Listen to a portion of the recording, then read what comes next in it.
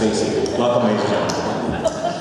Well, this is our 5th annual awards event, and those words sound really sweet, Pam. I'm quite proud of actually where we are now after these 5 years, and for everyone associated with this event, I think we all owe our thanks to Pam Frampton and Donna Francis for all their work over the years. Many others have helped along the way, and we thank them for all that they've done, but from the start, this has been Pam and Donna's baby, and they've done some amazing work, so ladies, we thank you both for all that you've done.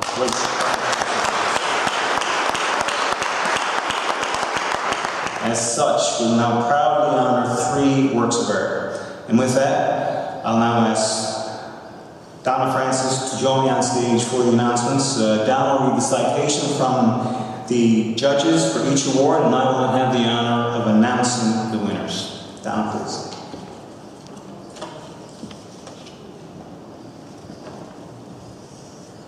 So here's how our judges described our 3rd place winner's entry.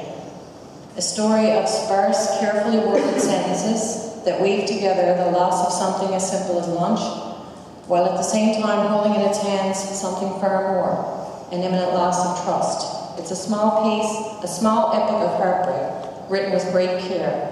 This is a story that owes as much to the words it avoids overusing as it does to the precise language it's woven from. So the Cuffer Prize 3rd place winner is Janet Kelly for Bliss.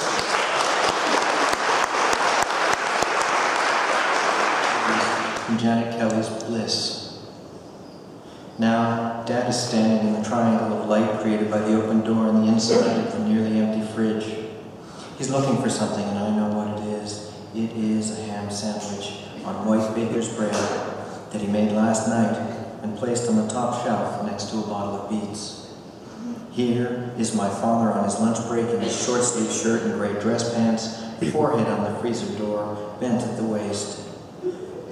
The brown and purple striped tie hanging from his throat moves in slightly circular motion, reminding me of a wedding band suspended on a piece of thread, like the one that old Mrs. Penny across the street has been using for years to determine the sex of God knows how many fetuses inside God knows how many giddy, expectant mothers, fat in their silly floral blouses and elastic waist polyester hand-me-down pants.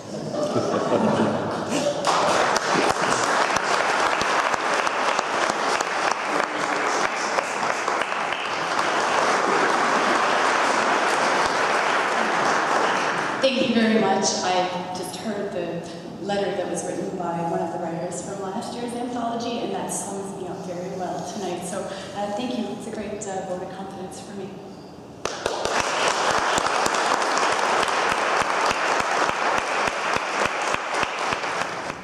Here's what the judges had to say about our 2nd place winner's story. This story is rich in muscular detail, the kind that invites readers to ogle its 6-pack sentences, while at the same time pulling us ever closer to the lip of an unfolding crisis. From the first words, our urgent need is to understand what's happening to the protagonist. And when we arrive at the end, we get a much more complex answer than we're expecting. One which resonates with loss, with love, and which reveals deft craftsmanship.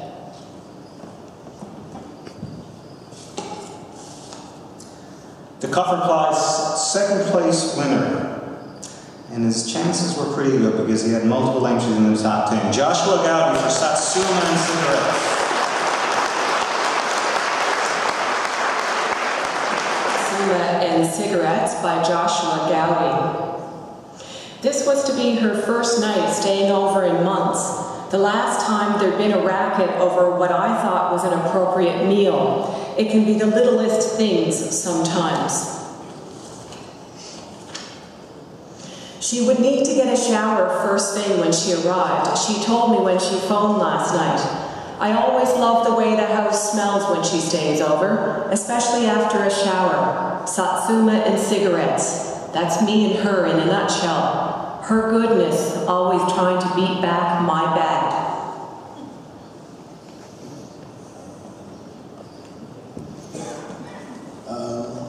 I don't speak very often, which is probably why I write.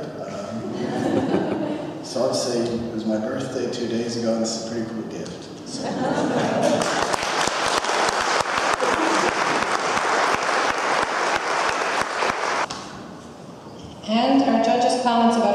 place winner's submission. Expressive and precise, this short composition knows just what it wants to say.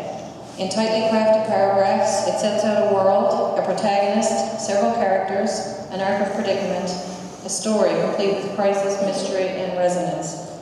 Tellingly, it is on one level a story about reading the world on the page, where a fictional realm adds another layer to this piece. Elegantly compact with every sentence, every word made to count, given weight, and yet moving lightly and surely. Altogether, it forms something entire. This is writing that stays with you.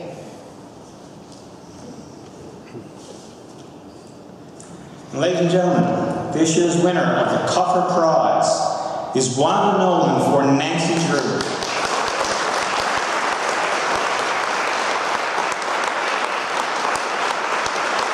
From Nancy Drew by Wanda Nolan.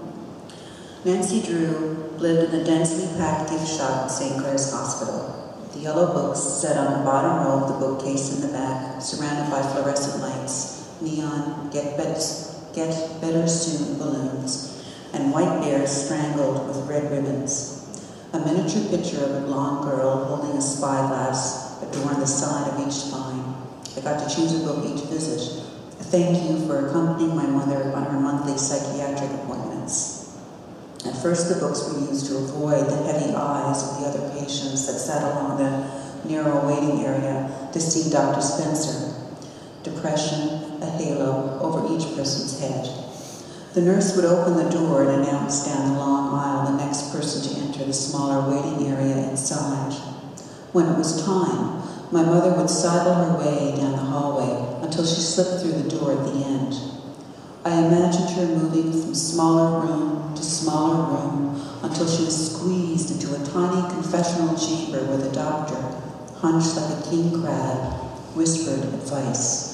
I decided to call it The Mystery of the Secret Room. I didn't know he was talking about my piece that time. Thank you very much.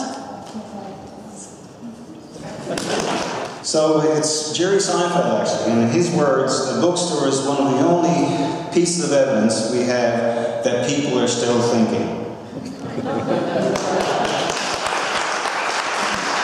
So, ladies and gentlemen, and the writers in our audience, cheers to keeping people thinking. Let's keep it up. Thanks again, and we'll see you next year.